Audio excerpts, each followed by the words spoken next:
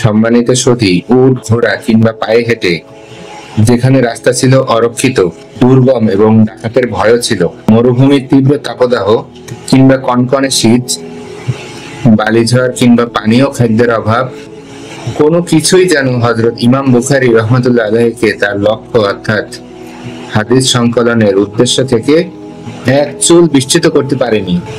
সুবহানাল্লাহ। হাদিস সংগ্রহের প্রতিটি ভ্রমণ ছিল অকল্পনীয় রকমের কষ্টসাধ্য, দীর্ঘ ও বিপজ্জনক তো বটেই।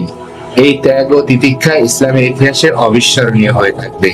একবার ডাকাতেরা তার কাফেলাকে লুট করেছিল।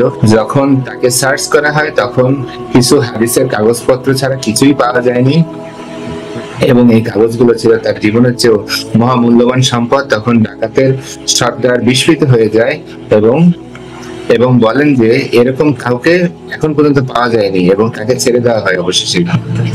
দীর্ঘ ভ্রমণে অক্লান্ত পরিশ্রমে তিনি বারবার অসুস্থ হয়ে পড়েছেন, ক্ষুধার্ত থেকেছেন, শুকনো রুটি ও লবণ খেয়ে দিনের পর দিন, কিন্তু কখনো লক্ষ্য থেকে বিচ্যুত হননি। তার ছিল অকল্পনীয় মানসিক দৃঢ়তা এবং আল্লাহর অশেষ রহমত।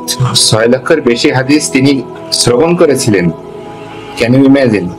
কিন্তু এর মধ্যে 7397টি হাদিস পুনরাবৃত্তি বাদে যাচাই বাছাই করে তিনি সংকলন করেছিলেন। এই গ্রন্থের নাম সহিহ আল বুখারী। আপনি কি জানেন, আপনি কি মনে করেন না এই যাচাই বাছাই ক্ষেত্রে কতটা মানসিক প্রেসার তিনি নিয়েছিলেন?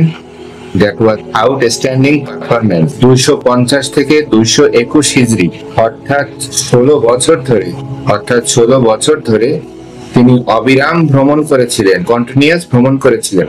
সমগ্র ইসলামী রাষ্ট্র যেমন উজবেকিস্তান, ইরান, ইরাক, বাগদাদ, বসরা, কুফা, মক্কা, মদিনা, সিরিয়া, দামেস্ক, ফিলিস্তিন, বর্তমান বাইতুল মুকাদ্দাস, মিশর, ইয়েমেন প্রভৃতি দেশসমূহ তিনি কন্টিনিউয়াসলি ভ্রমণ করেছেন।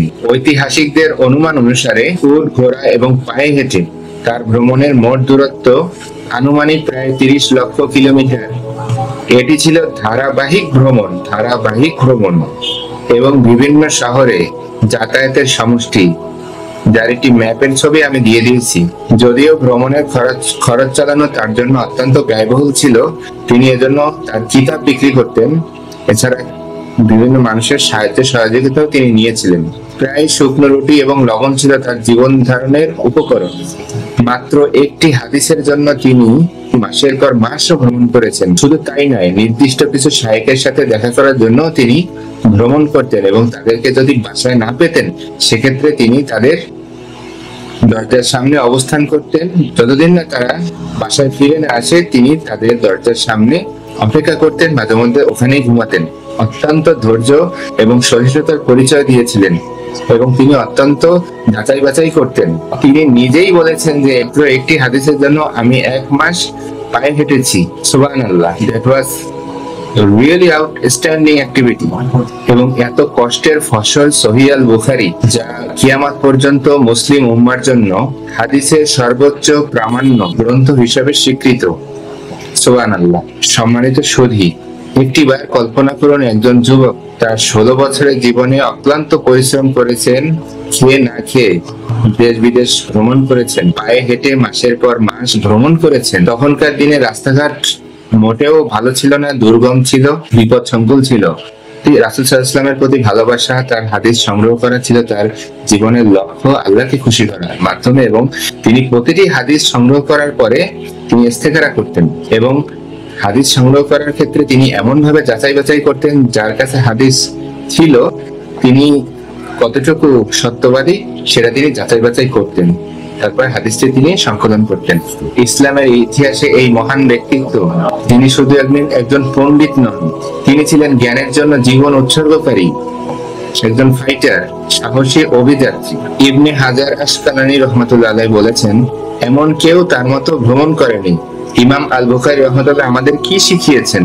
সত্যের খোঁজে জীবন উৎসর্গ করতে শিখিয়েছেন। লক্ষ্য স্থির রাখতে হবে, যত বাধাই আসুক না কেন সবই পরাজিত হয়ে যাবে আল্লাহর সাহায্যে, ইনশাআল্লাহ। আমরা যারা ইন্টারনেটে এক ক্লিকে হাদিস পেয়ে যাই, খুব সহজে যে কোনো হাদিস পেয়ে যাই, এই সুবিধার পিছনে লুকিয়ে আছে একজন যুবকের 16 বছরের অক্লান্ত পরিশ্রম, রক্ত, ঘাম এবং আদম্য ইচ্ছা শক্তি, ইতিহাস। এই মানুষটি শেষ পর্যন্ত মৃত্যুর পূর্বে তাকে হিজরত করতে হয়েছে। তিনি অনেক দূরে মানব শূন্য একটি জায়গায় গিয়েছিলেন এবং জীবনের শেষ মুহূর্তে আল্লাহর ইবাদত করতে করতে করতে শেষ নিঃশ্বাস ত্যাগ করেছেন। আল্লাহ তাকে জান্নাতুল ফেরদৌসের মেহমান হিসেবে গ্রহণ করুন। আমিন।